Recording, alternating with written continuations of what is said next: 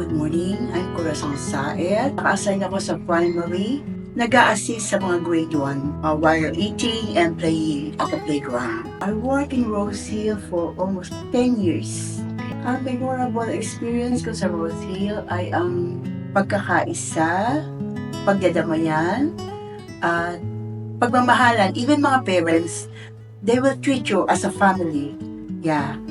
And then yung mga help na natatanggap namin from Rose Hill, from PAREF, sa katayuan namin at kalagayan namin bilang nagtatrabaho sa Rose Hill, bibihira ang ganito, natutulungan ka. Lalo na ng pandemic. Kaya yun ang hindi namin nalilimutan. Hindi nila kami pinabayaan.